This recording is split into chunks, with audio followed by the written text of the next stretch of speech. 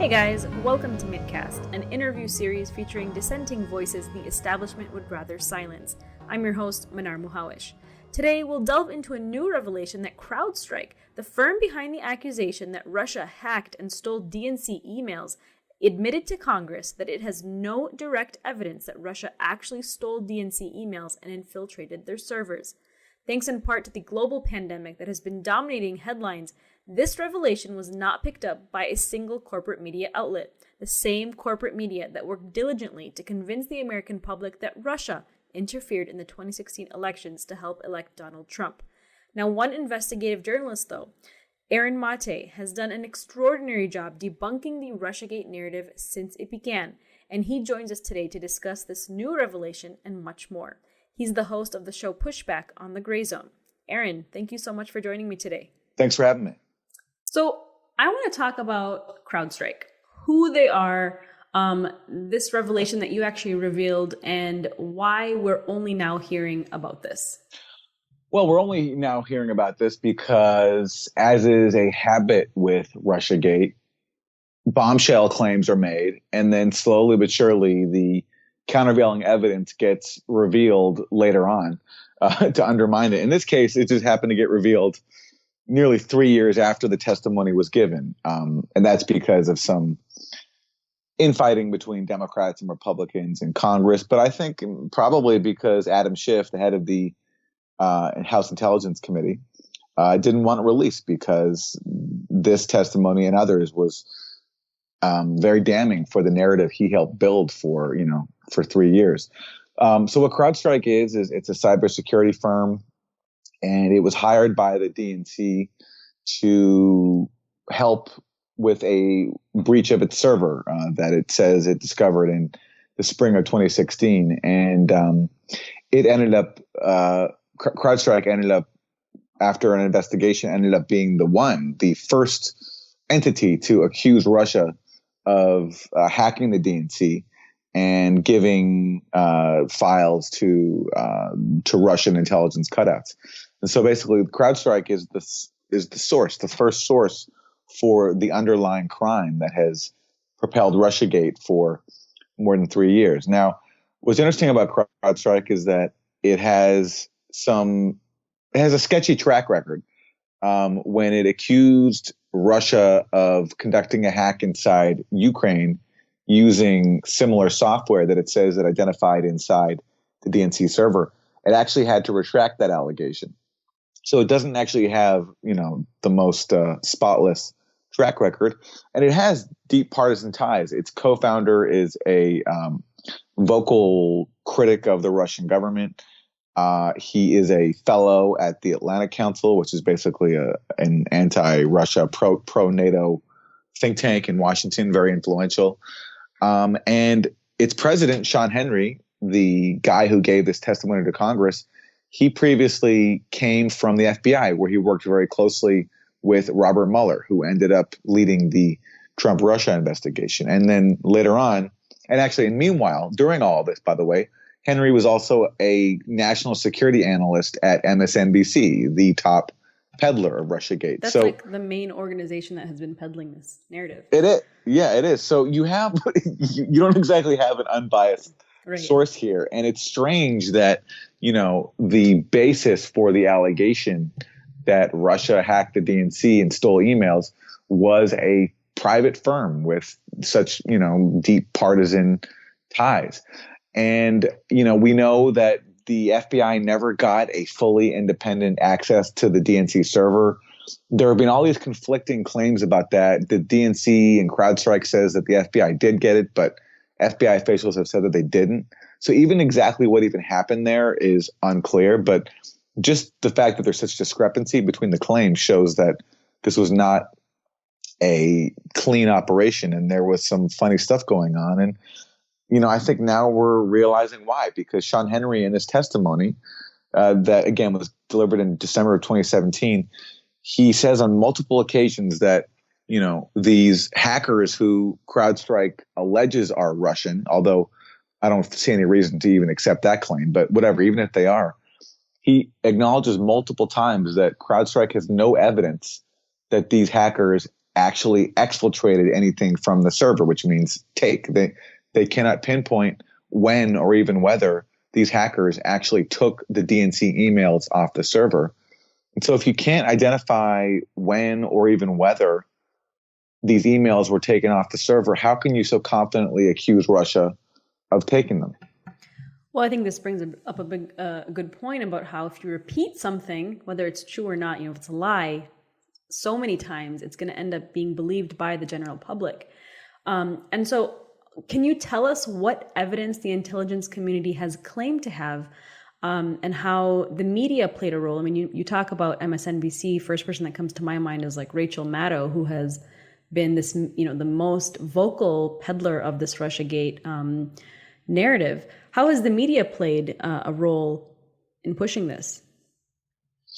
Well, the media has played a vital role. It's basically acted as a propaganda organ for the intelligence officials and Democratic Party elites who benefited from RussiaGate and who started it. They've done that for many reasons.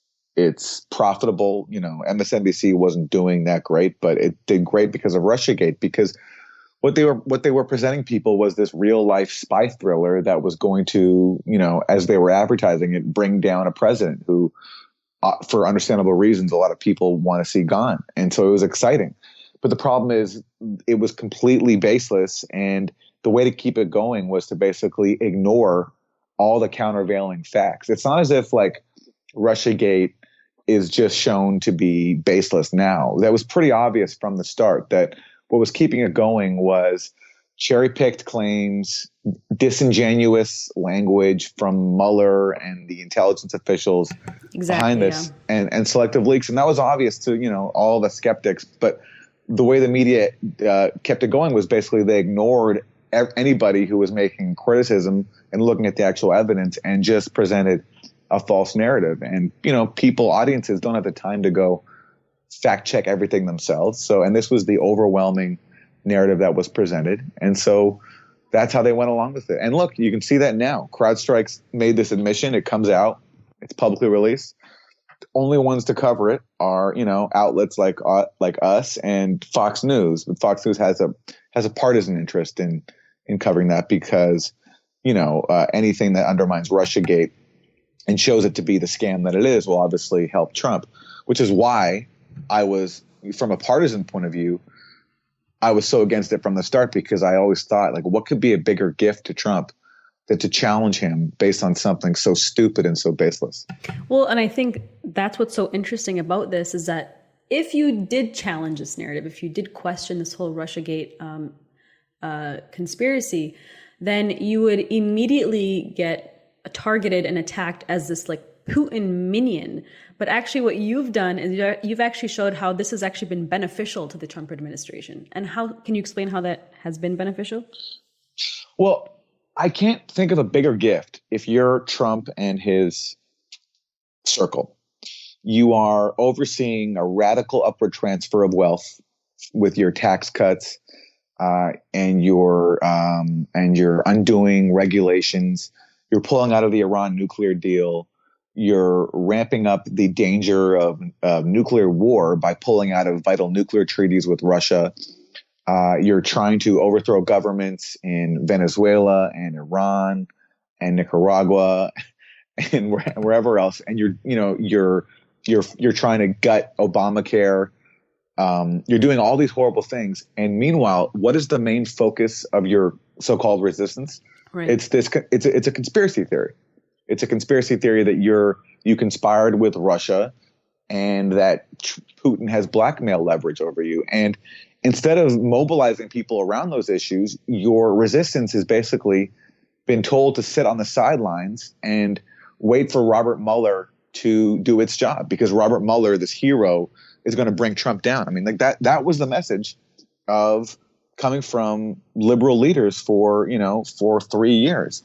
To me, I mean, the most symbolic illustration of this is that there were bigger liberal protests to save Jeff Sessions' job than there were to save the Iran nuclear deal, or to save the Paris Accords, or to even save healthcare, or to oppose Trump's tax cuts.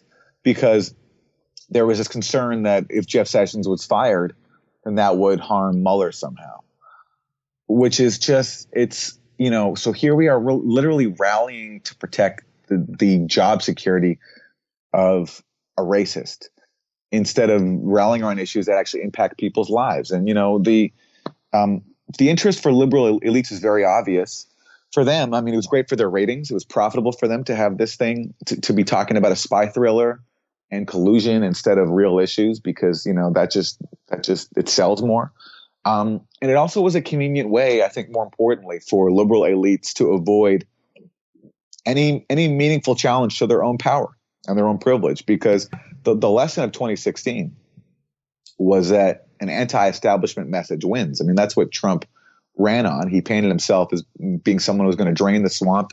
He even spoke out against, military intervention abroad in Syria and Libya, and that resonated.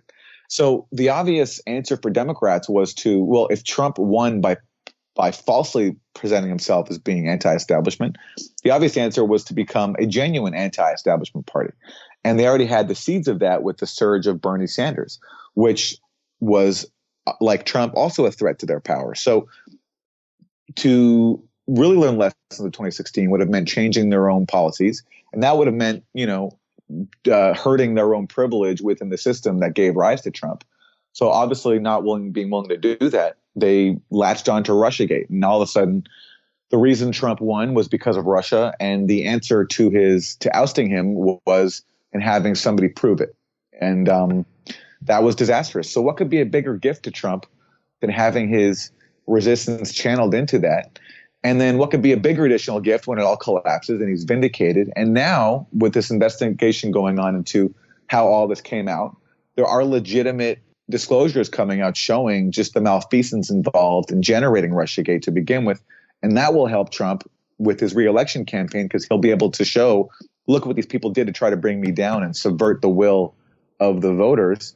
And he can use it as an excuse. Well, the reason I wasn't able to do this was because these deep state people and Democrats were trying to bring me down. And that will resonate with people, because there was genuine intelligence officials' misconduct in starting RussiaGate and keeping it going for more than 3 years. I mean, that was just amazing what you just described. I mean, that explains how this has been pushed and used as a distraction from the issues that the media should be talking about. And speaking of a cover-up, previously sealed FBI documents indicate actually a close contacts between Israel and the Trump campaign, and that the Mueller investigation found evidence of actually Israeli involvement, but largely redacted it. What do we know about Israeli interference in U.S. elections, and how has it not received media coverage? Well, yeah, the only documented case of collusion between Trump and a foreign power around the election was with Israel. We learned this, Michael Flynn, where when Flynn talked to the FBI, they asked him about his conversations with the Russian ambassador Sergei Kislyak. And the first conversation that Flynn had with Kislyak was not about Russia or about Russia sanctions, which has gotten all the attention. It was about the Trump administration was trying to undermine a vote at the UN Security Council that was going to criticize Israeli settlement building. And for the first time, Obama was not going to block it. On his way out the door, the Obama administration decided to abstain on the measure. And so the Israeli government asked the Trump camp to sabotage the vote, to try to get someone else to vote against it, to veto it. So that's what Flynn did. Flynn called the Russian ambassador and asked Russia on the Trump team's behalf whether they would do that. And they tried to do this with other countries as well. They actually worked very hard. It was their top priority, according to the Wall Street Journal. And this was done based on a personal request from Israeli Prime Minister Benjamin Netanyahu. And it's actually pretty serious. You're trying to undermine the official policy of the outgoing U.S. government at the world's highest international body, the UN Security Council. But it's elicited no outrage because, unfortunately, collusion with Israel is bipartisan. So even though Obama was allowing this, though, with that exception, Democrats generally are in lockstep with Trump and the Republican Republicans when it comes to Israel, as exemplified by the fact that you had many Democrats even opposing Obama at the time when he was going to let that vote pass. And so this revelation of collusion between Trump and a foreign power has elicited a collective yawn. And it just shows how hypocritical and absurd all this, hyperventilating about foreign interference and collusion is, because you see no such outrage when that collusion is with a government that Democrats are in lockstep with, even if it means trying to undermine official U.S. policy. And we recently got more documents in the Roger Stone case. It showed that he was in contact with some Israelis who were promising or who were offering help to the Trump administration, although the full nature of to the Trump campaign, although the full extent of that, at least I'm not fully familiar with it yet. I'm not sure if it's been fully redacted, but it does just show that there was collusion, but it wasn't between Trump and Russia. It was between Trump and Israel. Right, with Israel. And I want to talk about, excuse me, a bit of a raspy voice today. I want to talk about the Mueller Report that was released last year, since that is kind of the main report that Democrats and people like Rachel Maddow and the establishment liberal, left continue to cite as their evidence, which clearly you're saying like that's actually pointing to the opposite direction.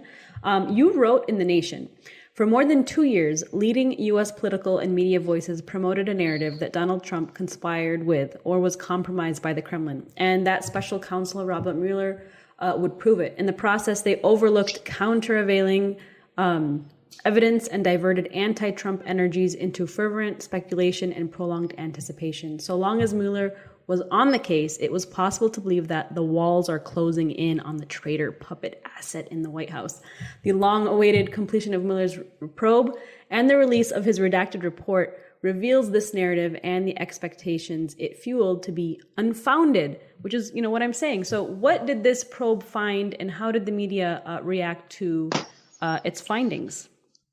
Well, it found absolutely nothing. For all this talk about, illicit Trump-Russia contacts, there were all these leaks from intelligence officials that were then, regurgitated in media and, peddled without any skepticism whatsoever about illicit Trump-Russia contacts, senior Russian intelligence officials having talks with Trump officials.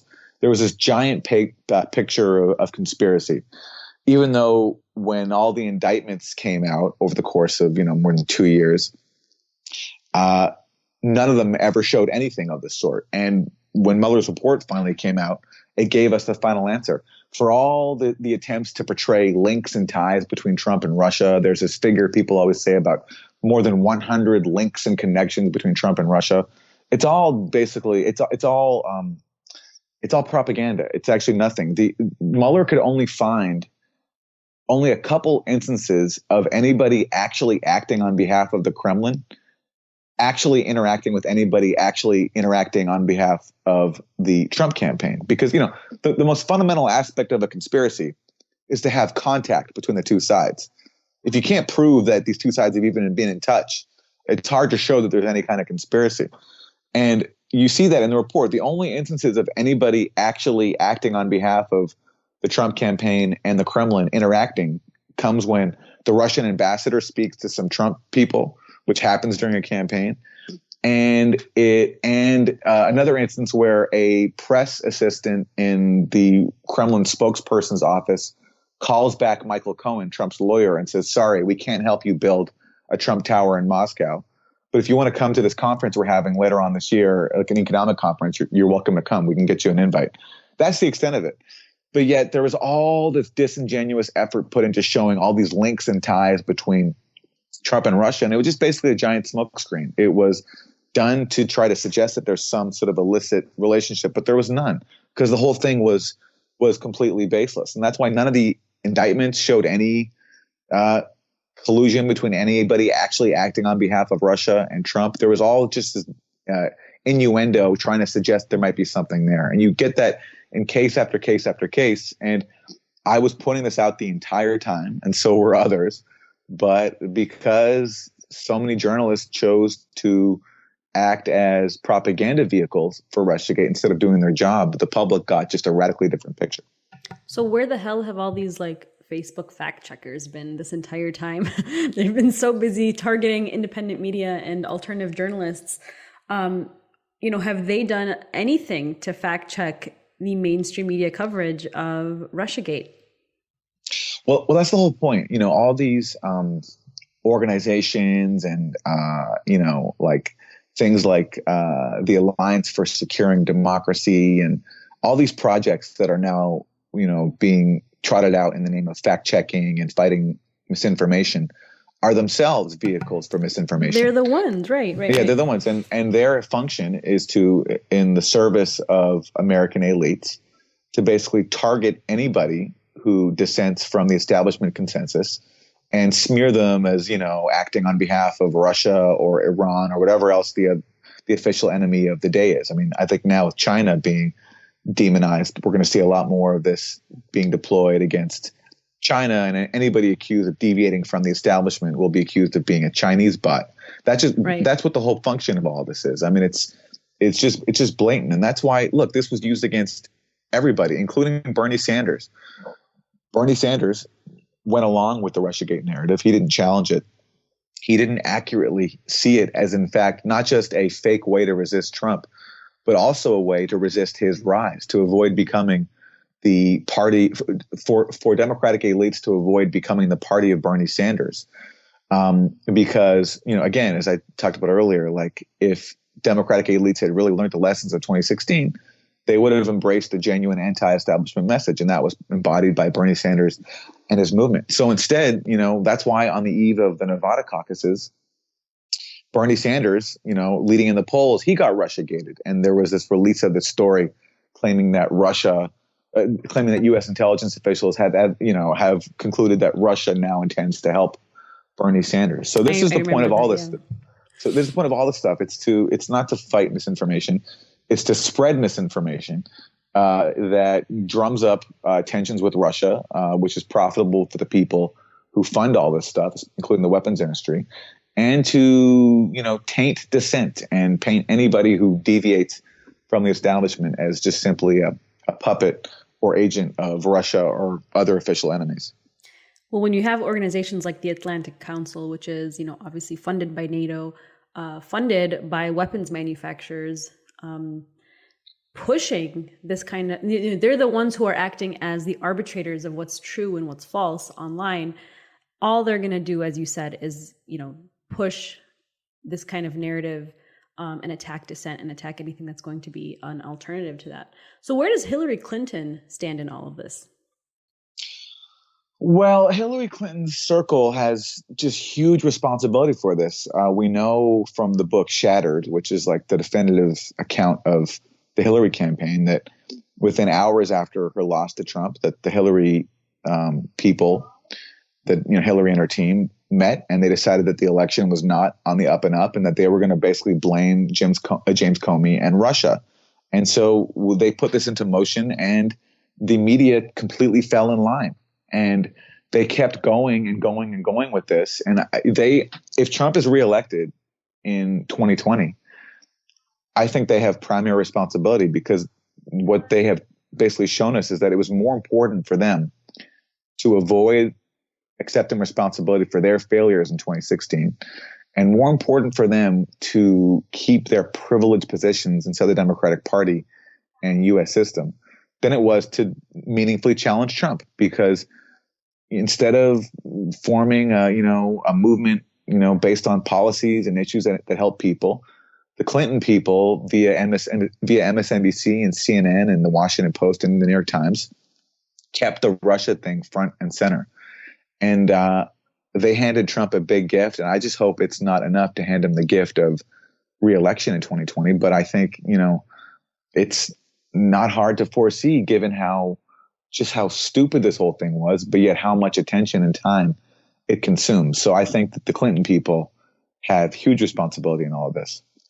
Well, that leads me to what I was going to ask you next and talk about is, the real scandal, in my opinion, and which you've been alluding to, is how this entire RussiaGate narrative has affected our democratic system and our First Amendment in terms of elections and journalism. Talk to me about the damage it's done, and how can we reverse this if possible? Well, RussiaGate is entirely a projection. Everything that its proponents accuse Russia of, they're in fact guilty of themselves. So look at, for example, this thing about trying to undermine our democracy. It's always projection, what could be right? It's always projection. So what could be a bigger threat to our democracy and sort of sowing discord than spending over 3 years claiming that the president is a Russian agent and that Russia, via Facebook memes and hacked emails, has the ability to destroy our democracy. I mean, that's all we've heard from liberal pundits for over 3 years, that Russia is destroying. There's just this massive new piece in the Atlantic magazine, and it's called something like Putin's goal is to bring down democracy. And it's just like, it's all about how Putin is somehow going to end democracy as we know it. And it's been a constant campaign of misinformation and fear mongering, exactly what Russia is supposedly accused of doing. And of course, even if we accept just for a second that everything Russia is accused of is true, the idea that any of it could, change people's votes or threaten democracy is just a joke. I mean, if you look at the Russian social media ads that supposedly, swung the election, most of them are not even about the election. There are a bunch of juvenile memes like Buff Bernie and Jesus arm wrestling and all this other stuff. But yet we're supposed to believe that somehow impacts Americans and sows discord. Hillary Clinton even said that it convinced black people not to vote for her in Michigan. So it's just like it's U.S. elites who are the ones who are spreading misinformation and undermining confidence in our democracy. And it's also turned, liberals, not that some liberals weren't already this way, but it's turned many more liberals into McCarthyites, where, everything is the fault of Russia, and, tensions with Russia are encouraged, to the point where you have in Trump, in reality, a Russia hawk when it comes to his policies. I mean, forget however Trump feels personally about Russia. I mean, it's obvious that he has some, affinity for Vladimir Putin, and he talked about cooperating with Russia when he came into office, and which I think was one of the few positive things about Trump, that plus his openness to peace in North Korea. But look what the Democrats' response to that is. It's, not only are they opposed to that, but they're basically accusing Trump of being soft on Russia, which means that you're challenging a hawkish president from the right. Because in reality, when I say that Trump is hawkish on Russia, I mean that his policies are far more hawkish against Russia than even Obama was. And Obama already was a hawk, but Trump has torn up vital nuclear deals. He's threatening the last remaining nuclear treaty, the New START treaty, which is the last remaining limitation on nuclear stockpiles of the U.S. and Russia. He is trying to overthrow Russia's ally, Venezuela. He is trying to stop construction of a really important gas pipeline between Russia and Germany. He has increased U.S. military war games on Russia's borders. He got NATO to spend more money on the military. He sent weapons to Ukraine that Obama refused to do because Obama didn't want to arm neo-Nazis and further inflame a proxy war that his administration basically started in Ukraine.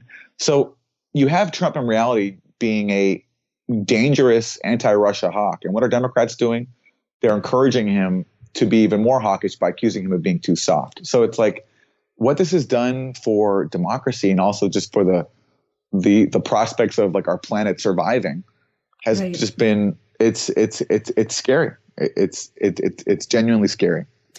I mean, this whole interview so far, this conversation has exposed really what this entire narrative has been about, which is to deflect and distract from the real issues that we should be covering within media. And I want to talk about Julian Assange and WikiLeaks, and how I know that Assange hasn't been in the media lately, but you at the Gray Zone, not you specifically, but at the Gray Zone, you guys recently uncovered a lot of, this like spying operation taking place by the CIA on Julian Assange. But how is Julian Assange and WikiLeaks, how did they play a role in, the media attacking independent journalism and targeting like organizations like the Gray Zone, Mint Press? I mean, we were targeted right after the 2016 election and suppression, putting us on like these blacklists of like Russian bots. because we were sourcing a lot of these leaks that were coming out of WikiLeaks showing Hillary Clinton, corruption within the Hillary Clinton campaign. So how has WikiLeaks and Assange played a role in this whole narrative of RussiaGate? Well, I mean, this is a example of how RussiaGate has pushed liberal culture to the right. So, there was a time when WikiLeaks was, they weren't celebrated fully. They've always been attacked. But there was a recognition that they had published some important stuff, especially the Iraq war logs. And, those are very damning for the Bush administration. And there was, WikiLeaks was cited often in liberal media, and it even partnered with media outlets because it's what it revealed was just so explosive. But since 2016, there's been this effort to blame Assange for Trump's victory. I do think that the emails that were released were embarrassing for Hillary Clinton. I don't think they were particularly explosive. I mean, they showed how the DNC was biased against Bernie Sanders, but everybody already kind of knew that. And they also showed that Hillary Clinton was saying one thing in public, but then saying another thing privately to Wall Street, which people also already kind of knew anyway. So it's not as if I think you can even make the case that these emails were like that bombshell that they swung an election. But let's say they had an impact. I mean, I'm sure they influenced some voters. But this was used to basically blame WikiLeaks entirely for Trump, which is just pretty ridiculous. And then further basically criminalize and taint everything that WikiLeaks does, which is expose the secrets of the powerful, not just Democrats, but Republicans too. And you've seen that. You've seen this huge campaign against Assange and this effort to portray what WikiLeaks does as really being in the service of Russia. And who's picked up on that? But, the far right U.S. Secretary of State, and before that, CIA Director Mike Pompeo, who in his first address as CIA Director called for a campaign against Assange. And there's been no pushback on that whatsoever from liberal elites, because they become involved in the campaign against Assange because they also don't like having the secrets of the powerful revealed, because they are the powerful. And so, now you have Max Blumenthal at the Gray Zone coming out with this explosive report, which, reveals how the CIA spied on Assange and the Ecuadorian embassy. They installed a secret surveillance system that allowed them to film him. They harassed and targeted journalists, Assange's family, his friends, other journalists. And they did this in collusion with the firm of Trump mega donor Sheldon Adelson, because it was his security company that acted as a go-between between the CIA and the Spanish security firm that conducted the monitoring inside the embassy. So this is a huge scandal, and Max goes through all the details, but yet it gets no outrage whatsoever because Democrats are on board with targeting Assange. Well, he's been dehumanized for so long. He's been totally dehumanized. And by the way, dehumanized citing material that comes now we know directly from the CIA.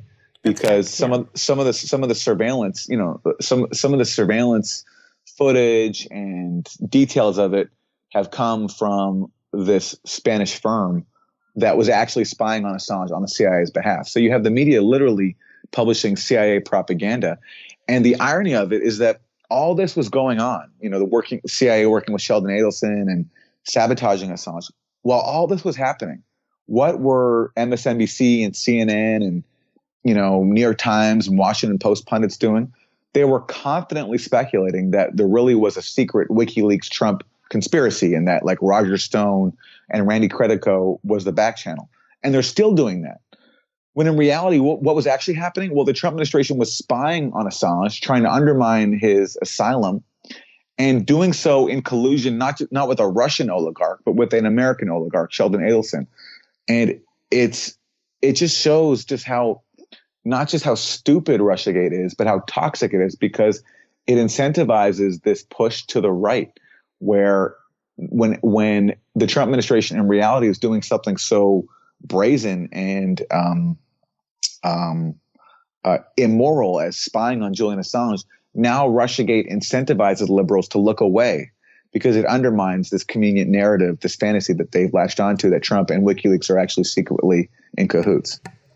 Well, and everything leads back to these intelligence agencies, right? These very corrupt intelligence agencies, including Robert Mueller. I can never pronounce his last name, Mueller. He, if we look at even his background in terms of like his investigation and leading like the anthrax investigations, there was so much corruption and so many agendas at play and conflict of interest at play. Talk to me about the trust in intelligence and how we're, like you said, the liberal left is being moved to the right to trust the establishment. Where is the intelligence agencies today? Where do they stand?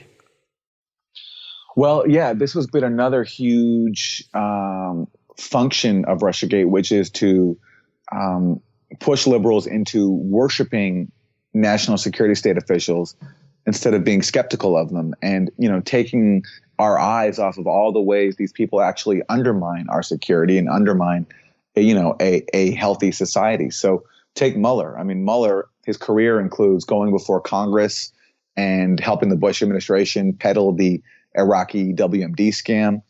After 9/11, he oversaw the rounding up of hundreds of Muslim immigrants and putting them in basically detention camps. He gutted the number of financial prosecutors and agents investigating Wall Street after 9/11, which meant that when the financial crash happened in 2007, 2008, the FBI had almost no one left to be able to investigate this stuff. And I think he plays a very overlooked role in why there was so little prosecutions, because simply so many agents were moved over to terrorism after 9/11 and we're no longer looking at Wall Street. So you can, and then there's his handling of the anthrax investigation too. So this guy has a terrible career, but yet all of a sudden he becomes the symbol of anti-Trump resistance after 2016. It's like, to underscore just how right-wing that is. I mean, during Mueller's testimony in July 2019, which, by the way, exposed just what a disaster it was to rely on him to bring Trump down, because in reality, he seemed to have very little awareness of his own investigation and humiliated himself and humiliated the RussiaGators. But there's a moment where he's asked, do you agree with Secretary of State Mike Pompeo when he calls WikiLeaks a hostile non-state intelligence service? And Mueller, without hesitating, said yes.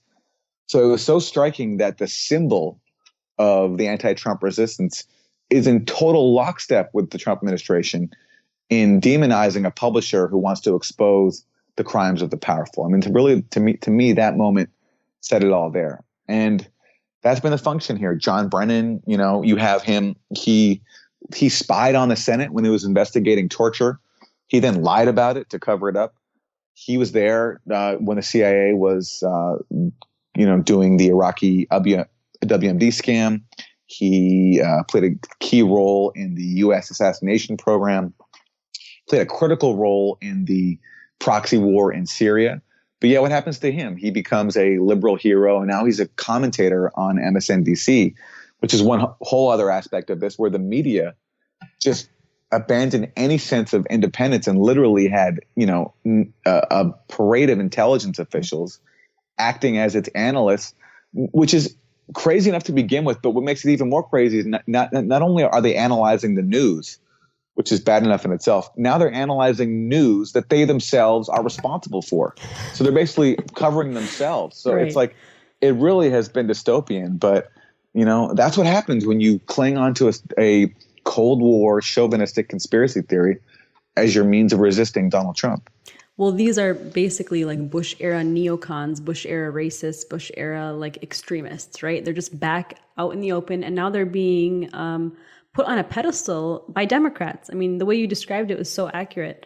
I want to go back to the Russian troll farms and Facebook ads. I saw an interview with you on Jimmy Dore, and I just was literally dying laughing when you were describing these Russian troll farms and Facebook ads. How do they even compare to more serious foreign influence campaigns on social media by countries like, Saudi Arabia or Israel? Well, they don't compare. I mean, first of all, I think to begin with, the panic about social media ads and retweets and bots has been vastly overblown. I see it all as kind of like it's fear mongering.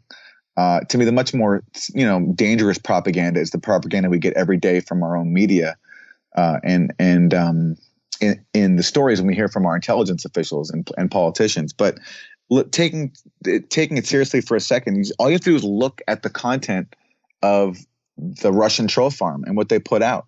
The Senate's own studies on this show that only a small percentage of the Russian social media ads were even about the 2016 election. Most of the content had nothing to do with the election, and most of it was silly memes, like, I mentioned one earlier, Buff Bernie, and there's an ad for a fake Jesus masturbation help hotline where if you're having, it's aimed at people with masturbation issues, and there's a line where you see Jesus. There's a picture where you see Jesus consoling a young man, and it says, if you're having problems with masturbation, reach out to Jesus and we'll beat it together. And we're supposed to believe that this somehow duped Americans into voting for Donald Trump. I mean, it's a joke. It's laughable. And what is amazing is that the industry that profits off of RussiaGate and is paid to peddle it, they have to take all this and turn this into something serious. So, that Jesus hotline ad is literally, it's listed inside the Senate report on this, which was done by this firm called New Knowledge. And New Knowledge, in its report, and this has the Senate's imprint, lists that masturbation hotline ad as an example of the Russians trying to exploit Americans' vulnerabilities and find recruits.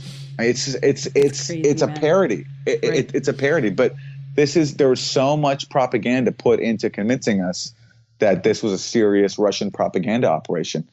By the way, Mueller disingenuously suggested, without outright saying it because he couldn't, but he strongly suggested that this Russian troll farm was a part of a Russian government propaganda campaign to elect Trump.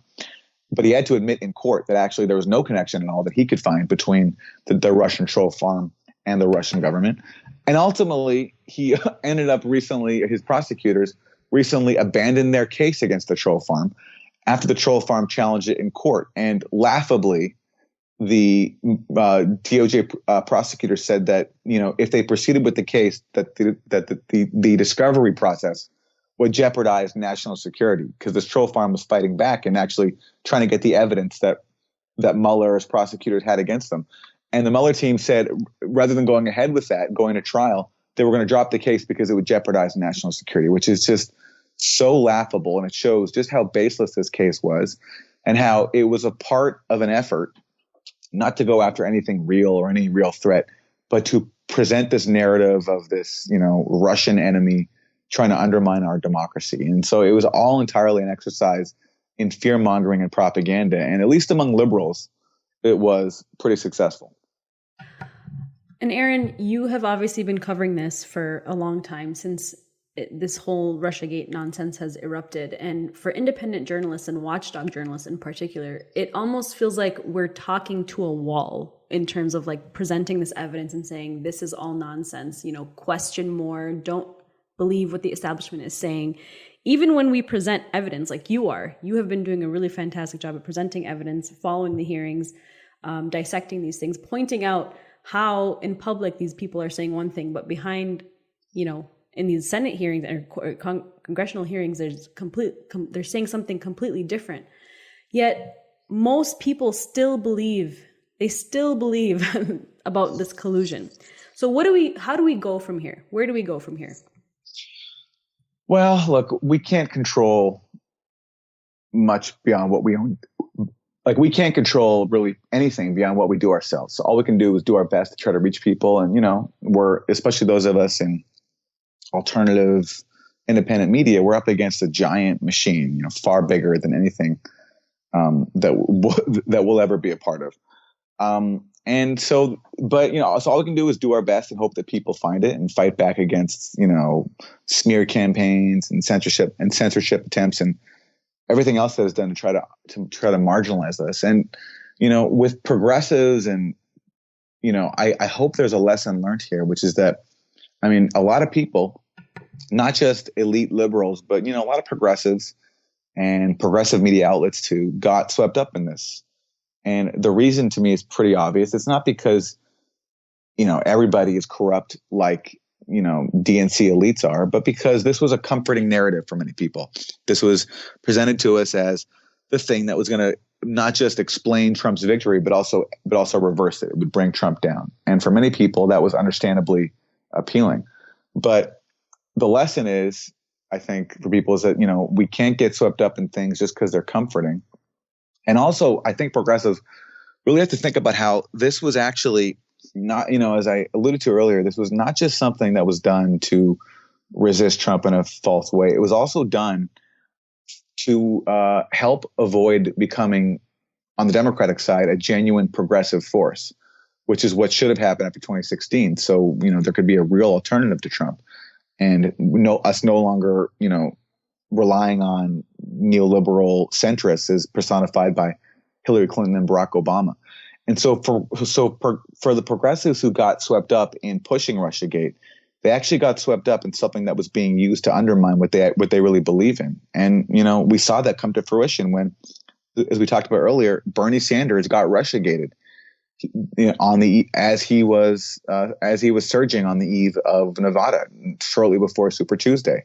I mean, there's a reason why that happened. It's because Bernie Sanders represented a threat to the wing of the party behind RussiaGate, and who used RussiaGate to protect its own power. And so there's hopefully a lesson there that progressives should be wary of narratives that might look convenient, but are actually ultimately used for toxic reasons, including being used to destroy progressives, as RussiaGate has actually been pretty effective in, because it's 4 years later, and who is our nominee for the Democrats? It's Joe Biden from the Hillary Clinton wing of the party. Joe freaking Biden, I know. Yeah, and there's been no discussion about what led to Trump's victory. It's all been about Russia, and that is an achievement of the RussiaGators. It really is. That's exactly what I think they intended, and they succeeded in that respect. And it's our job as progressives, for those of us who can define ourselves that way, to no longer tolerate that. Well, and it goes for the same, as you mentioned, for any sort of narrative that's being presented by the media, whether it's war narratives, social justice issues, interventions. I know you've done a lot of coverage about Syria and some of the intelligence that have come out about like chemical weapons attack, and we'll leave that conversation for another day. But we do have to question more. We do have to hold our elected officials and our media accountable. The media that we have today does not represent we the people anymore. It's owned and managed by the very entities that the media should actually be holding accountable. Thank you, Aaron, for joining us today. You can find Aaron's reporting about RussiaGate at The Gray Zone and at The Nation. That's a wrap for today's Mintcast. This program is 100% listener supported. You can join the hundreds of financial supporters and sponsors who make this show possible by becoming a member on our Patreon page. We'll see you next week.